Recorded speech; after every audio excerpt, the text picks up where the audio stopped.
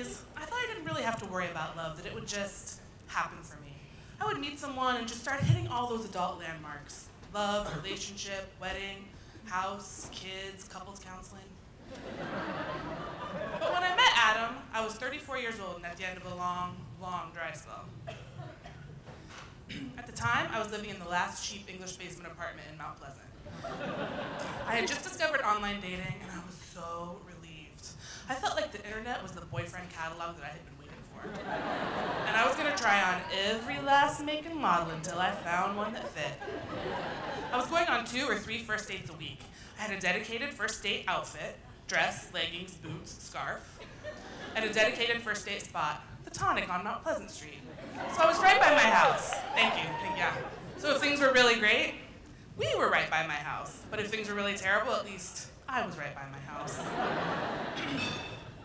But Adam, overachiever that he was, actually planned our first date, and it lasted 8 hours, which is a crazy long time, especially when you consider that he was wearing a Cosby sweater and had a comb over.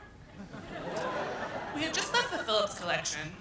And gone to Kramer Books to have a drink, and I was still trying to figure out if I liked him, let alone whether or not he liked me, when out of nowhere, he reached across the table and took my hand, and all of a sudden, I felt like I was holding onto a live electrical wire. My arm was tingling so hard that I lost the power of speech, and my heart was like skittering around inside my chest, and when I looked across the table at him, I swear I heard a choir of angels singing in the distance. I couldn't see the Cosby sweater or the comb over anymore through a haze of pure desire. And from that moment on, I was a goner. Every little thing, like kissing him goodbye at Metro in the morning or getting a sweet text during the day, made me absolutely weak-kneed. Once, I left my wallet in his car, and he made a ransom note out of words cut out of magazines and sent me a picture of it. I thought it was the cutest thing that had ever happened in human history.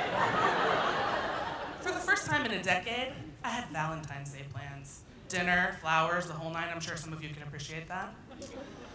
Once when I was cooking dinner, he was putting a poster frame together for me, and as I stirred the pot and he knelt on the floor, putting everything together, I actually got a little bit overcome with emotion, and I had to stop what I was doing, and I walked over to him and put my hand on his shoulder and said, "You know what? I think this is the most erotic thing I have ever seen." He just smelled so good to me all the time, you know? And we had so much in common. We're just the same age, so we both like the same 90s music. We both love bad puns and nerdy humor. We even took the same antidepressant. Now they say that in every relationship there's a gardener and a flower, and Adam was definitely a forlorn little flower when I met him. And I just wanted to shower him with my love until he bloomed. I wanted to get my hands all up in his dirt and fluff it. I'm definitely a fixer, and I know fixers get a bad rap, but I didn't want to fix Adam because I thought there was something wrong with him. I actually thought he was pretty perfect. I wanted to fix him because he was unhappy, and I thought that my love could help make him happy. For instance, he had this terrible apartment out in Alexandria with nothing on the walls, so I bought him science nerd art to hang up. He had that comb over, so I talked a lot about how hot I think bald guys are until he shaved it, because that thing was a crime against humanity.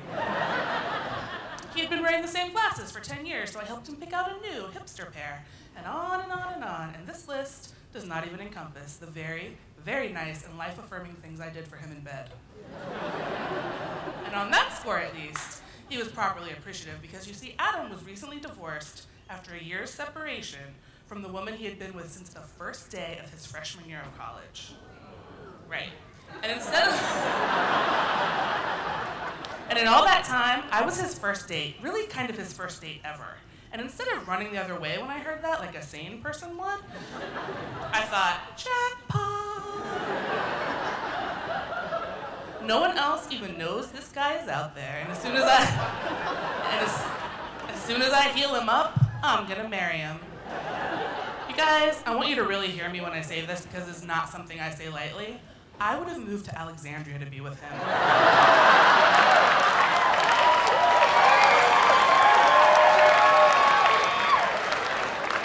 And I don't even mean Old Town, I mean like Kingstown, outside the Beltway. If that's not love, I don't know what is. Am I right? But he never asked. It turns out, really Adam's thing. Take, for example, the time that I spent months and months helping him study for the bar, every night and every weekend. And when he finally passed, I bought him a present, took him out for a fancy steak dinner, and on the day of the swearing-in ceremony, I asked him if he wanted me to come, but he said, oh, you know, it's not really the kind of thing that people attend. Fair enough. A week later, we're having one of our regular conversations about reasons Adam feels sad, and he said, well, you know, it really hurt my feelings that my sister didn't come to my swearing-in ceremony for the bar. I mean, my parents came and that was nice, but she really should have come too. And I was fucking enraged. Are you kidding me? Did you really forget that you lied to me about this last week as I was pinning the monogram gold tie pin I bought you onto your ungrateful ass? Seriously? But I stuffed that rage down. Indeed, I comforted him, because gardeners do not scream at their flowers. They just add a little more water and fluff the dirt a little more and wait for those blooms to come. I thought that these little tests were just bumps in the road, and if I could be patient and accepting enough, I could pass the test and win the prize. I thought that if I could love him enough, he would eventually see what was so obvious to me, which is that we belong together. I thought that there was no way the universe would make me wait this long for someone who was smart and sexy and weird in all the same ways that I'm weird, and then not let me keep him. But I knew I couldn't wait forever, and that it was up to me to make a bold move. I was gonna say the thing that needed to be said after nearly 2 years together. I had been saying it inside my head for so long, it had been bubbling up inside me for so many months that saying it out loud was a relief, like confessing your sins to a priest. I took his face between my hands and kissed him. Happy birthday, baby, I said. I love you. And he leaned his forehead against mine and kissed me back and said, aw, thank you. That night, I dreamt that I had a giant, anatomically correct heart tattooed on my chest, and that it was so big and red and glistening that I could not hide it no matter what I wore or what I did, and I woke up in tears. Now, as a creative person, I was a little bit disappointed that my subconscious was so very literal.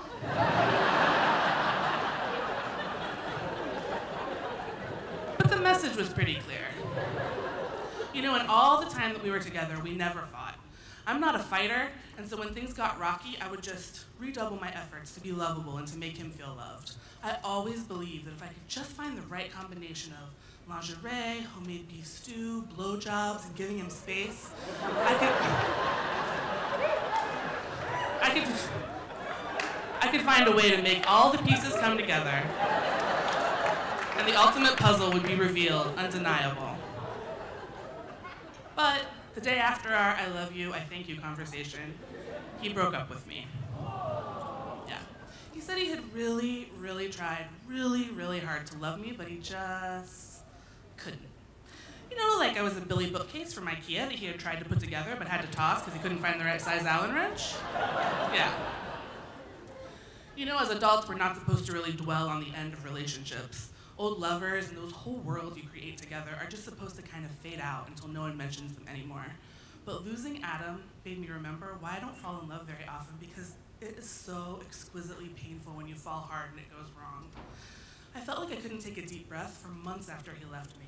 My heart felt like it had been ripped out by the roots, and my ribcage just ached all the time. In fact, it was about a year before I really started feeling like myself again. I had just started thinking about buying a house and leaving my beloved little apartment in Mount P, and maybe even like going on a date again, when, out of the blue, one beautiful spring day, I get a notification from LinkedIn that I have a message from Adam. LinkedIn.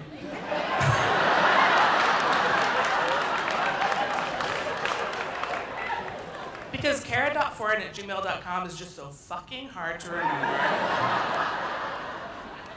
It was a breezy, chatty little email too. Hey, how are you? I saw you got a new job. Good for you. How's your sister? Blah, blah, blah. And I could not for the life of me imagine what he could possibly want from me. We had been completely out of touch since the breakup, no contact whatsoever. And I kind of thought we'd be out of touch forever. So I did what I never let myself do, and I Googled him. And it became clear immediately that he had just bought a house the prior month with some woman in Bloomingdale. Yeah, I found pictures of them together, him and her in the cherry blossoms and her terrible, terrible bangs. disturbing on a number of levels. Number one, when I met Adam, he could not have found Bloomingdale with a map and a fucking guide. I showed him this entire city. Number two, in his profile pic, he was wearing those glasses that I had picked out for him, and he has a beard now, and he looked really cute, and I did not really need to see that. And number three, looking at the pictures of his new girlfriend, it was pretty clear that bad bangs can really happen to anyone at any time, and we have to be constantly on our guard. And as I kept obsessively clicking through that, suddenly it dawned on me that I did know what he wanted from me. He wanted me to garden him. He wanted me to fluff his dirt a little bit and throw him some sun and tell him that I was okay, and that he wasn't a bad person for breaking my heart and then stealing my idea of a happy life and implementing it with someone else. He wanted me to comfort him so that he could go into this new chapter of his life feeling absolved and clean and worthy. So I wrote him back. Hey, I guess it's great that you bought a house with a blatantly vanilla woman that you clearly met 5 minutes after you left me, but I don't really want to know about it. You know, hearing from you does not make me happy. It makes me think about all the time I blew waiting for you to come around while my ovaries were still producing perfectly good eggs that went to waste. Of all the many, many things I wanted to be to you, your internet pen pal was never on the list, so please, please don't contact me again.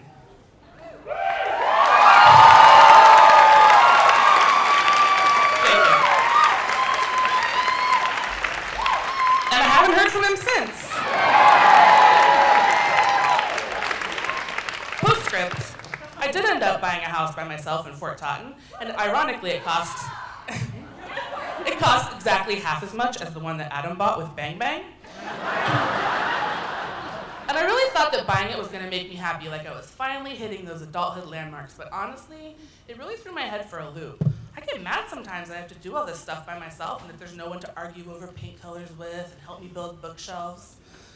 But I try not to be bitter. I mean, I really, really, really try. Because I know, even if I'm not where I thought I would be at 30, I'm somewhere pretty good. And I'm lucky to have my own place and have a good job and have good friends and my health and live in America, whatever they say to single people. And even if I do feel a little bit sad and lonely sometimes, because I do, I even know that I'm lucky to feel those feelings inside the borders of DC and not in godforsaken Alexandria.